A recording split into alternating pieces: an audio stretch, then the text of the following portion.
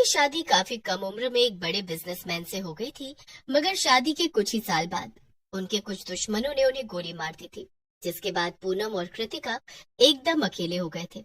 कृतिका पहले तो किराए पर रहती थी, लेकिन पूनम के पति के मरने के बाद मकान मालिक उसे अच्छी नजर से नहीं देखता था, इसलिए पूनम ने वो घर छोड़ दिया था। काफी भटकने के बाद दोनों माँ बेटी एक झोपड़पट्टी में रहने लगे। पूनम घर घर जाकर काम करती थी और अपना गुजारा करती रही। कृतिका बेटा, क्या कर रही हो तुम? आज मुझे काम से आने में बड़ी देर हो गई। तुमने खाना खा लिया? हाँ माँ, मैंने सारा होमवर्क कर लिया है। और ये देखो, मैंने आपकी मदद के लिए सारे बर्तन भी धोकर रख दिए हैं। क्या? लेकिन क्यों? तुमसे ये सब काम करने के लिए किसने कहा था कृतिका? तुमने इसमें अपना कितना समय बर्बाद किया। तुम इतनी देर में थोड़ी और पढ़ाई कर सकती थी ना।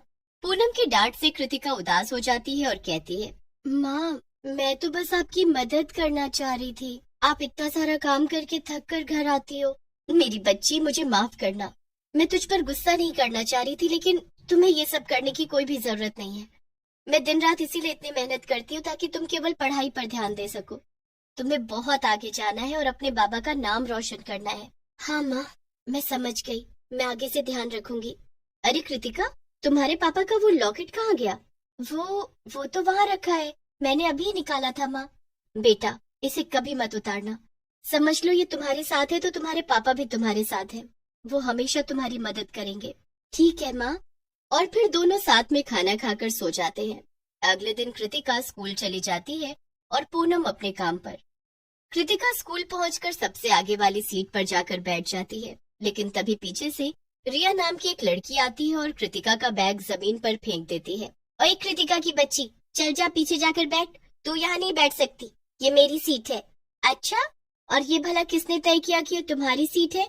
मुझसे जुबान मत लड़ा, जा यहाँ से। मैं शहर के सबसे बड़े व्यापारी की बेटी हूँ, इस नाते मैं ही फर्स्ट सीट पर बैठूंगी।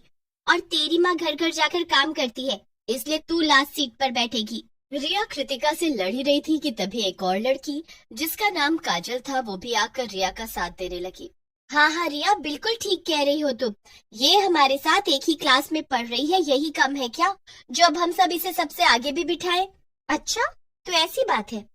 तुम लोगों को शायद थोड़ी गलतफहमी हो गई है कि तुमने मुझे इस स्कूल में दाखिला दे रखा है।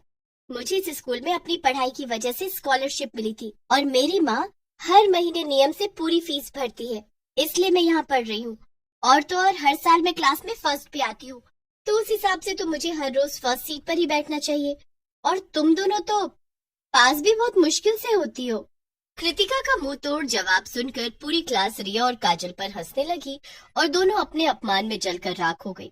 लेकिन इससे पहले कि वो कुछ करती या कहती, टीचर क्लास में आ गई। काजल, इस कृतिका की बच्ची ने पूरी क्लास के सामने हमारी बड़ी बेइज्जती की है। हम इसे ऐसे माफ नहीं करेंगे। हाँ हाँ रिया, तुम बताओ इसे कैसे सबक सिखाना है। मैं तैयार हूँ। तुम्हें पता है ना कि जिस पार्क में हम सब शाम को खेलने जाते हैं, वहाँ पास में ही एक भूतिया पीसीओ है जो कि सालों से बंद पड़ा है। हाँ तो बस देखती जाओ। मैं इस कृतिका को ऐसा सबक सिखाऊंगी कि ये दोबारा हमसे जबान लड़ाना तो दूर, आंखें मिलाने में भी डरेगी। स्कूल खत्म हो जाता है और कृतिका घर जा रही होती है।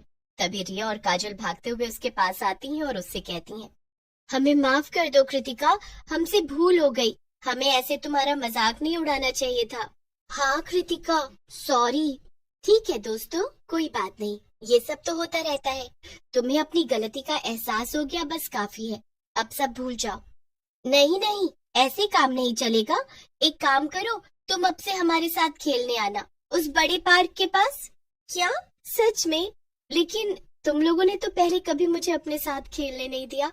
हाँ, लेकिन अब हमें अपनी गलती का एहसास हो गया है ना, इसलिए अब हम तुम्हें अपने साथ जरूर खिलाएंगे। तुम बस शाम को समय से आ जाना। ठीक है, मैं जरूर आऊंगी। इसके बाद सब अपने अपने घर चले जाते हैं। शाम को कृतिका रिया और बाकी बच्चों के साथ खेलने लगती है। काफी देर तक वो सब साथ में खेलते हैं। तभी काजल रिया के पास जाकर कहती है, ये सब और कितनी देर चलेगा रिया? क्या तुमने इसे अपने साथ यहाँ खेलने के लिए बुलाया है? मुझे तो इसे देखकर बहुत गुस्सा आ रहा है। थोड़ा इंतजार करो काजल, खेल बस शुरू। तभी रिया कृतिका के पास जाती है और उससे कहती है, कृतिका, ये खेल तो बहुत हुआ, चलो अब कुछ और खेलते हैं जो कि इससे भी ज्यादा मजेदार है। अच्छा, कौन सा खेल? आओ चलो मेरे साथ चलो। फिर रिया, कृतिका और काजल तीनों भूतिया पीसीओ की तरफ चल पड़ते हैं। वहां पहुंचकर रिया कहती है, अब हम आंख मिचौली खेलेंगे। मैं तुम्हारी आंखों पर पट्टी बांध दूंगी और तुम्हें मुझे और काजल को ढूंढना होगा। वाह, इसमें तो बड़ा मजा आएगा। ठीक है। रिया कृतिका की आंखों पर पट्टी बांध देती है और फिर दोनों उसे जानबूझकर पीसीओ की तरफ ले जाते हैं। काजल पीसीओ का दरवाजा खोल देती है और कृतिका गलती से उसके अंदर चली जाती है। रिया फौरन दरवाजा वापस बंद कर देती है और कृतिका अपनी आंखों से पट्टी निकाल देती है। अरे ये क्या? ये तो वही भूतिया पीसीओ है जिसके बारे में कई तरह की अफवाह फैली हुई है। तुम दोनों ने मुझे इसके अंदर आने क्यों दिया और ये दरवाजा बंद क्यों किया है? देखो देखो, ये मजाक अच्छा नहीं है। मुझे बाहर निकालो मुझे। बड़ी जबान चल रही थी ना तेरी क्लास में। अब यहाँ रुक, पीसीओ का भूत बस आता ही होगा, उसके साथ अच्छे से जबान चलाना। चलो कृतिका, कल मिलते हैं, अगर तुम यहाँ से बचकर निकल पाई तो। क्या? नहीं नहीं, वापस आओ, निकालो मुझे यहाँ से। नहीं। रिया और काजल कृतिका को वहीं छोड़कर चले जाते हैं। धीरे धीरे अंधेरा हो रहा था और कृतिका को बहुत डर लग रहा था। उसने भूतिया पीसीओ के बारे में कई कहानियां सुनी थी। लोग कहते थे कि पीसीओ के मालिक ने पीसीओ के अंदर ही अपनी जान दी थी और तब से उसकी आत्मा वहीं भटक रही है। मैं ये दरवाजा खोल भी नहीं पा रही हूँ और आसपास कोई नजर भी नहीं आ रहा है। अब क्या करूँ? अंधेरा हो रहा है, मुझे डर लग रहा है और माँ को भी मेरी कितनी फिक्र हो रही होगी। क्या करूँ मैं अब?